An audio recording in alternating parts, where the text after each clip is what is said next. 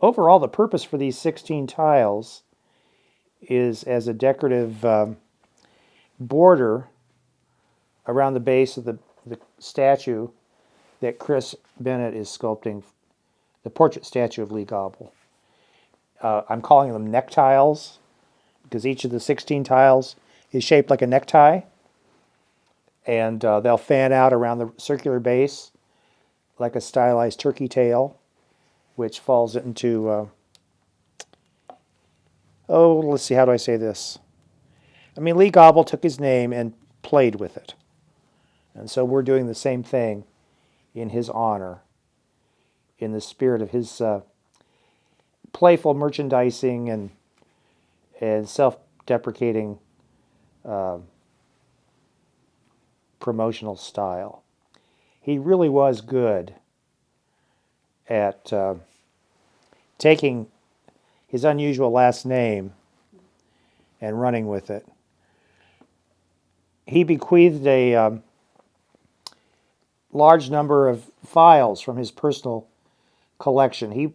He was a saver and a collector, and he collected all kinds of Fairfield mementos and photographs and newspaper clippings. But he also kept a running file for marketing ideas for his store. And one of the things that we ran across were scores, maybe hundreds, I'll say scores, lots and lots of little notepads from the bank, those long, narrow pads the banks give. And there were various categories, but the one I remember the most is where he took his first name, Lee, and had words.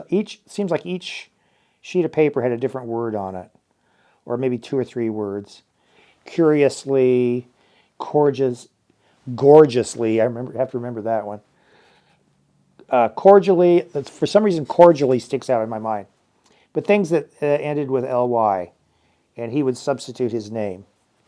So that's what I'm doing with this painting, is taking some of those words, or words like them, and adding those to the brick facade. Well, at this filming, I'm 6 tiles from being finished. And by finished, I mean it needs, finishing work. There are 2 sets of 3 that I've clustered together. And, this is very close to being done, but it's not quite there. Anyway, once I get these finished, they'll go to Harri Aalto, and he will photograph them. And if I'm saying this correctly, I think he'll make like a ceramic decal, and they will be full-color reproductions of the paintings on each ceramic tile. And they'll be fired in a kiln and then grouted and installed like you would tile in your bathroom or your kitchen backsplash. But those will be outside around the base of the statue. So it'll be fun to see how those turn out. I've never done anything quite like this before. I've painted on tiles directly, but I've never had my work reproduced on a tile. So that'll be kind of fun. These 2 tiles are now finished. They had been taped together to approximate their finished relationship. Originally I had left about 3/8 of an inch of a gap for the grout line. I think probably the gaps will be a little bit larger in the final installation, but that's okay because I purposely made the parts mismatched, so we didn't have to worry about it looking weird if it didn't match and was supposed to. The reason I took them apart is because I had this tile aligned with the border of the other tile, but there's no guarantee that the water jet will cut the tile exactly where you want it. So there may be some cut that goes inside the designated edge or slightly outside. So I've had to take these apart so I could go outside the lines, basically. Lee was a big fan of the Iowa Hawkeyes, but I didn't dare put the Herky the Hawk emblem within 10 miles of these paintings because the copyright police would be down our throats. So I just did the generic gold and black eye, put a map of Iowa, and I thought, he was a big Iowa fan, so I did the old-fashioned electric fan as a kind of a visual pun. And I'll probably work a couple of more of those in there someplace. The Parsons College Wildcats, he was a big fan of Parsons College. So I just did a generic Wildcat. I found images online. Actually, this is the actual decal for your Volkswagen minivan when you're back in the 60s. This is an actual decal from the museum collection. Anyway, I adapted different mascots and came up with kind of a cartoon Parsons Wildcat.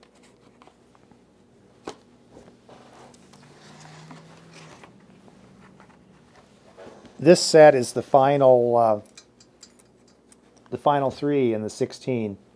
It starts out with Great Grandpa's store in Abington and travels across and then ends up here.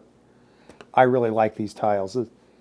This is Lee Gobble in his golf cart, all decked out to look like a turkey, big cardboard tail that Ken Rowe, one of the sculptors for the project, put together back 25 years ago.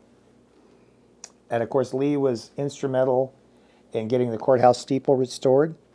So I've got him pointing skyward as the steeple is lowered into place. This store was where his grandparents had their place of business.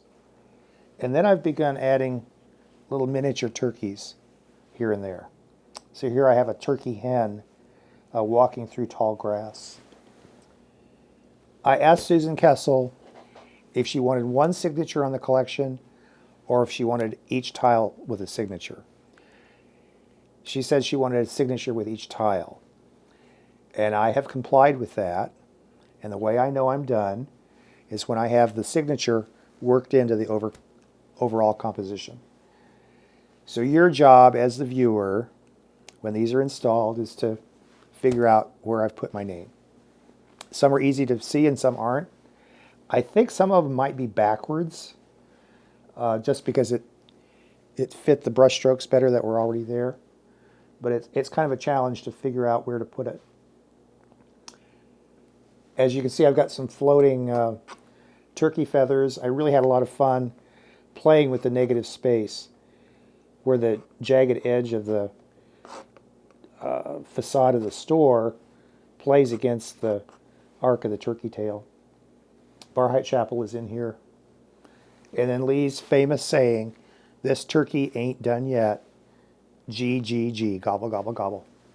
Had to have that in there someplace. And I don't recall if that was actually on the float in the parade, but if it wasn't, it should have been. And I'm holding this one upside down to show the turkey right side up.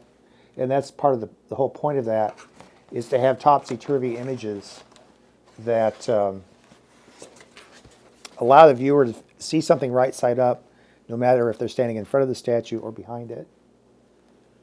This is one of my favorite buildings on the square, the old Clark drugstore with the kind of the Gothic Revival tower. I had my studio up there for years and years, so that building has special sentimental value. And of course, Gobble's store. And I've snuck in some candy kisses. I was kind of sorry that I started doing candy kisses. Aluminum foil twisted is not easy, but I think I pulled it off. The other two kisses, I wasn't quite so fanatical, but I had to have one that looked like shiny foil. Oh, the other thing I forgot to mention, this was kind of Chris Bennett's idea. I had sketched in and started to paint some of the tail feathers, and Chris said, that background's kind of plain. Why don't you pick up the barred pattern and the feathers and play with that. And that really has been fun. It's been fun just to jazz up with little color additions and oddball combinations of red and purple and blue. I tend to start out just a real plain color as a base, and then play with additions of little multicolored brush strokes on top of that.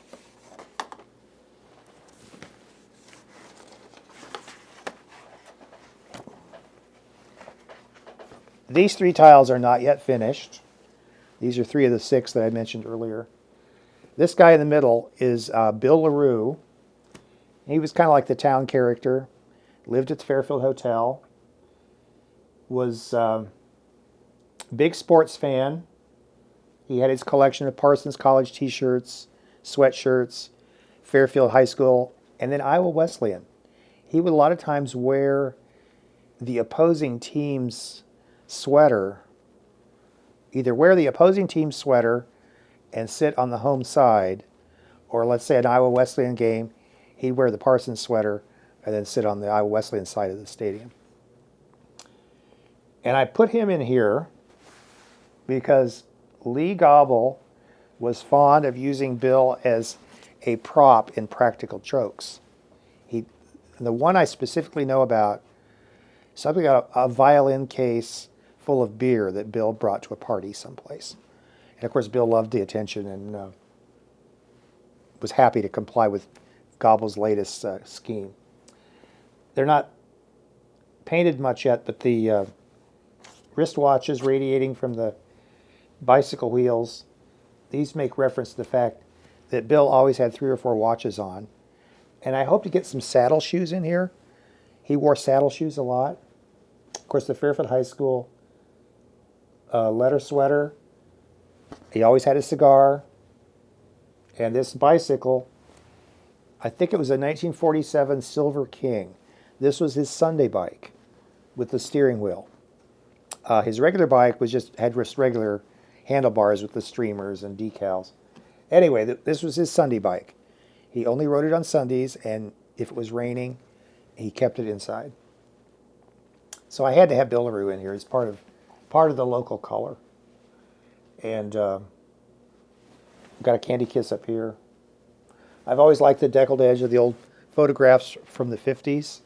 So that was fun to add that and then play it play that deckled edge against the curve of the bandstand roof.